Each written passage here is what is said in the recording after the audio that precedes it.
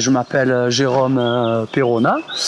Je ne suis pas issu du monde des éclaireurs. Je les ai rencontrés l'été 2013, en juillet 2013. Ça a été ma première session à Bécourt. Et je suis du coup de métier tailleur de pierre, murailler.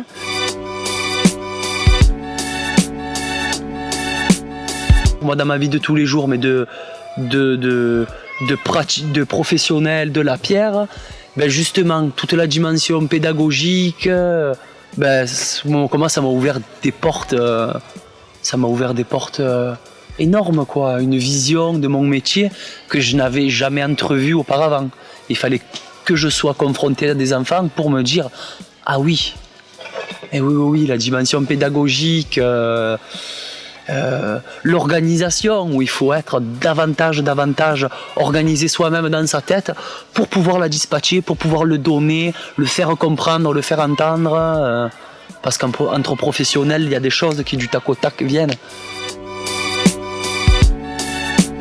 On peut ne pas être forcément issu du scoutisme et partager du moins les mêmes valeurs, ces valeurs scouts que vous avez. Il me semble que c'est les valeurs scouts que je partage et qui des fois on peut oublier.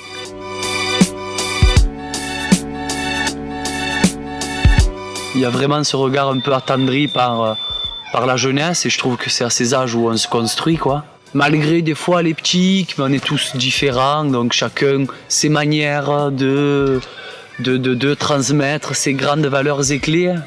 C'est peut-être pas facile à l'heure actuelle parce que ça fonctionne beaucoup sur le bénévolat. Et amusé surtout de voir des fois les différences qu'il peut y avoir vu qu'il y a des personnalités fortes qui gèrent le camp, qui ont géré les camps, qui participent un peu à la grande vie des éclaireuses et éclaireurs de France. Du coup, t'as des fois tout plein de sons de cloche, la vie de Donc c'est toujours sympa, c'est ces grandes aventures humaines, parce que des fois ça peut nous faire un peu craquer, mais au fond non, c'est beau, malgré ces incompréhensions, l'organisation au jour le jour, l'entente, mais voilà, humainement, c'est beau ce qui se passe. Non, c'est un regard très positif que j'aurai sur les éclairs et sur ces mouvements quelque part d'éducation populaire où on est dans tous les cas ensemble.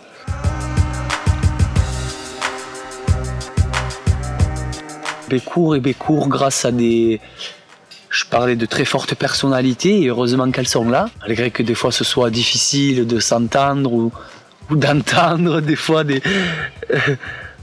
mais parce qu'il y a des personnes qui ont porté Bécourt dès le départ et qui sont toujours là, qui sont toujours derrière pour justement rappeler certains fondements, entretenir toujours un petit peu ce mythe de Bécourt. On reconstruit, il y a toujours des pierres qui sont là oubliées, enfouies sous les fougères et il faut pas oublier celles-là, il faudra les ressortir parce qu'il y aura toujours à reconstruire. Je pense aussi grâce quand même à des régions qui apprécient cette dimension de se retrouver sur des camps internationaux où il y a des gros melting pot où il y a tout différents scoutismes qui se mélangent.